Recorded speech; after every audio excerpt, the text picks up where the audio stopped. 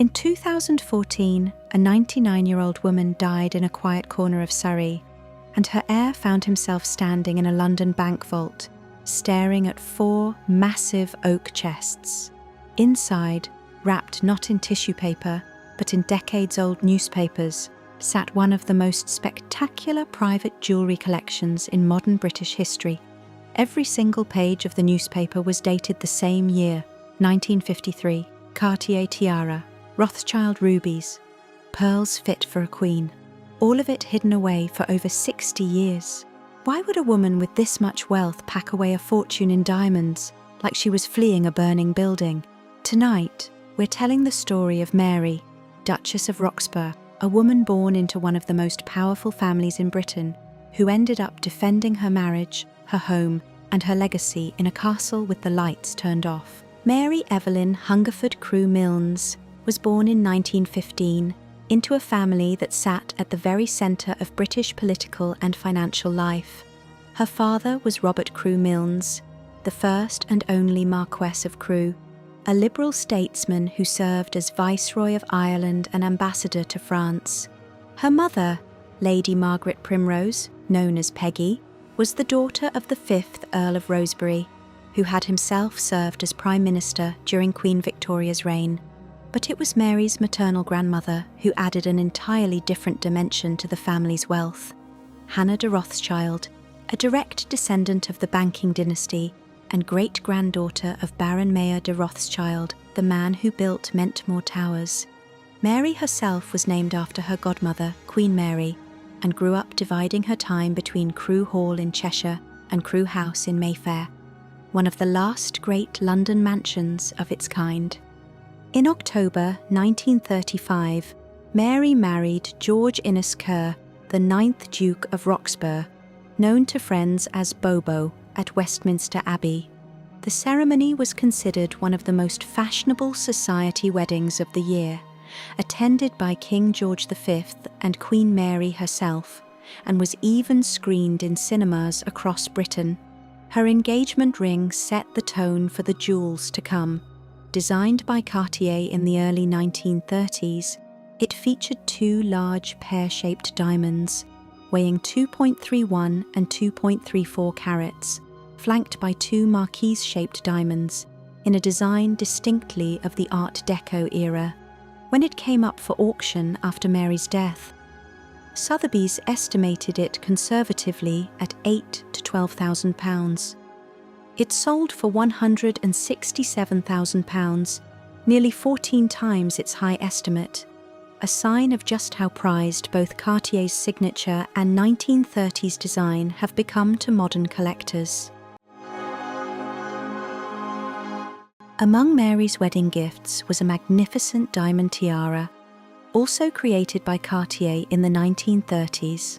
Structured as a halo of circular-cut diamonds, the piece is topped by a graduated series of 31 collet stones, each held in a simple rim of metal designed to catch light from every angle. Unlike the floral, scrolling tiaras of the previous century, this piece relied entirely on geometry and the purity of its diamonds, a hallmark of Art Deco design. The central element of the tiara detaches and can be worn separately as a brooch or clip, and the base itself is detachable as well, giving the piece real versatility for formal wear. Mary wore this tiara for decades, including at events like the Queen Charlotte's Ball and the Victoria League Ball in the 1950s. When her collection was finally sold in 2015, this tiara became the star of the auction. Estimated at roughly 300 to 500,000 Swiss francs, it ultimately sold for over 2.4 million Swiss francs, making it the most valuable of the 3 tiaras in her collection. If the Cartier Halo Tiara represented restraint, the piece known as the Valkyrie Tiara, or Winged Tiara, represented pure theatre. Shaped as a pair of diamond wings and built from more than 2,500 individual diamonds set in gold and silver, the design was inspired by the winged helmets worn in Wagner's opera cycle, Der Ring des Nibelungen, a fashion trend that had swept high society decades earlier.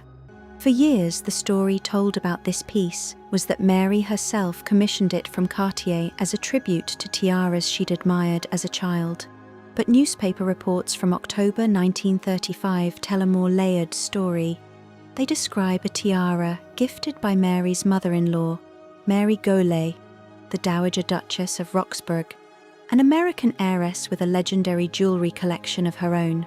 Later research established that while the diamond bandeau base was made by Cartier in the 1930s, the wings themselves carry the maker's mark of Oscar Massin and date to the 1880s. In other words, the Dowager Duchess gifted her new daughter-in-law a pair of genuine Victorian wings, and Cartier was brought in simply to mount them onto a new base. The construction itself is remarkable. The wings use wire-coiled springs, a technique called en tremblant, so that with the smallest movement of the wearer's head, the diamonds tremble and catch the light like feathers in motion. The wings can also be removed entirely and worn as separate brooches. By 1953, the marriage that had begun so publicly at Westminster Abbey had collapsed entirely, while the rest of the country prepared for the coronation of Queen Elizabeth II. Mary found herself in a very different kind of standoff, a 6-week siege inside her own home. The Duke of Roxburghe attempted to evict Mary from Flores Castle, the family's seat in the Scottish borders, relying on the Scottish common law position at the time that a wife lived in the marital home only by her husband's licence. When Mary refused to leave, the Duke had the electricity, gas, and telephone lines to her rooms cut off. She stayed anyway, with sympathetic neighbours, including the artist Lord Hague, smuggling in food, candles, and paraffin lamps. When the Duke moved to cut off her water supply as well, a neighbour, the Earl of Home, who would later become Prime Minister as Alec Douglas Home, gave Mary the advice that ultimately saved her position: warned the insurance company that cutting the water would dramatically increase the fire risk to a centuries-old castle. The threat worked. The water stayed on. Eventually, the dispute was settled out of court, and Mary agreed to leave Flores Castle for good. The marriage was formally dissolved in December 1953, citing the Duke's adultery. Weeks later, he married his second wife, prompting a joke that circulated through London's clubs at the time. "Where is the Duke?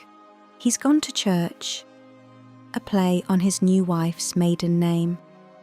It was in the chaos of that departure that Mary packed her jewellery collection into deed boxes and oak chests, wrapping individual pieces in that year's newspapers before depositing everything in a London bank vault, where it would remain untouched for the next 61 years. Not every piece in Mary's collection came from her own marriage. Several of the most valuable jewels traced back generations to her grandparents, Lord and Lady Rosebery.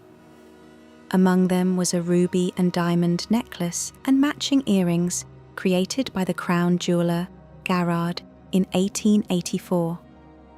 We know the exact date these entered the family thanks to the 5th Earl of Rosebery's own diary, in which he recorded on the 28th of March 1884 that Garrard had delivered the ruby necklace which I bought, intended for his wife Hannah de Rothschild.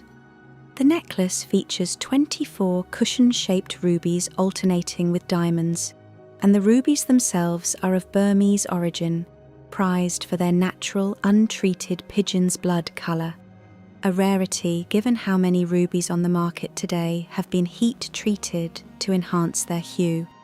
Mary sold this set at auction in Geneva in November 2009.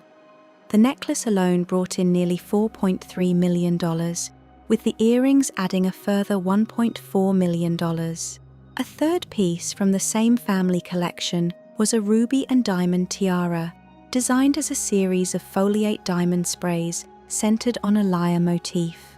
The tiara began its life as an all-diamond piece before circular cut rubies were added later to match the rest of the parure. It sold at auction in Geneva in 2015 for just over $117,000.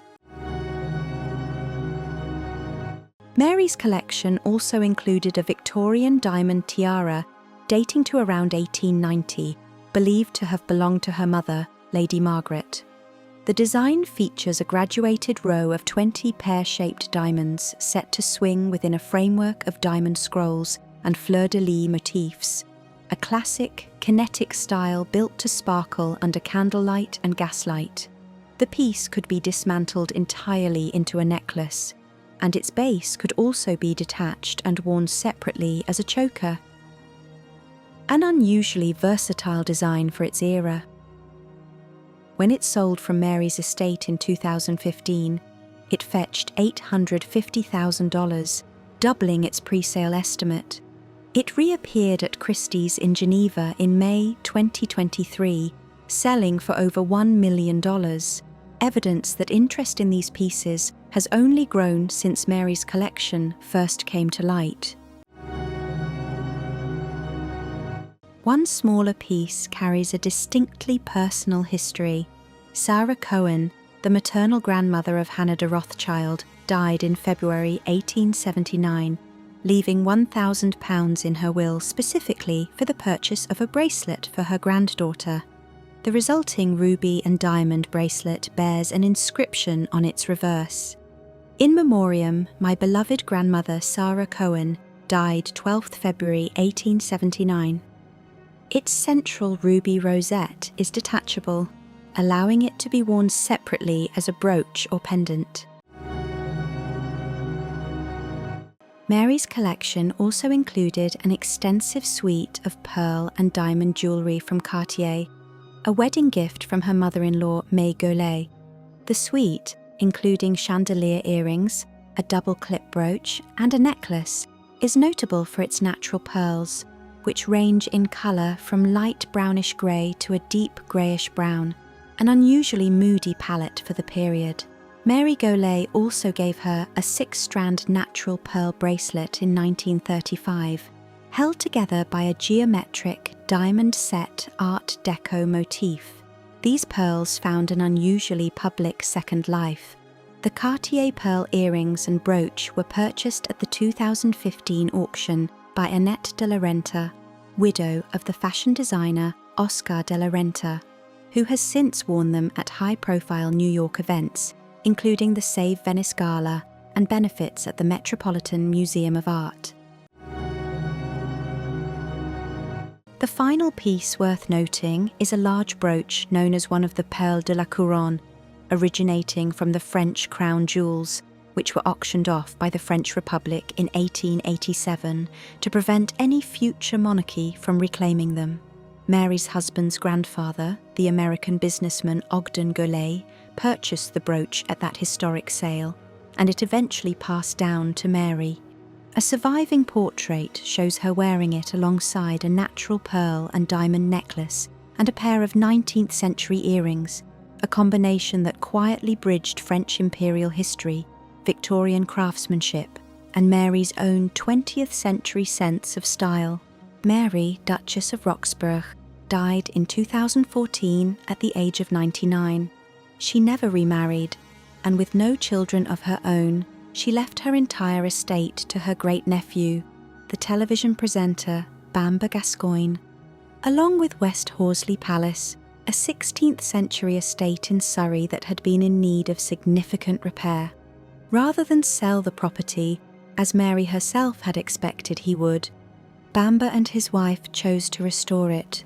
To fund that restoration, he auctioned his aunt's jewellery collection at Sotheby's in 2015, raising nearly £8.8 million. It was money that transformed a decaying country house into a working centre for arts and opera, meaning that the very jewels Mary once packed away in a moment of crisis ultimately funded the survival of the family home she'd inherited decades later.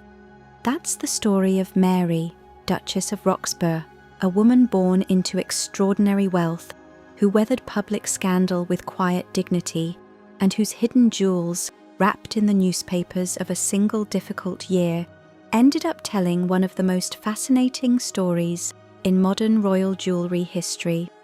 If you enjoyed this deep dive into the Duchess's collection, let us know in the comments which piece surprised you the most. And before you go, please like and subscribe to our channel for more stories of the jewels behind history's most remarkable women.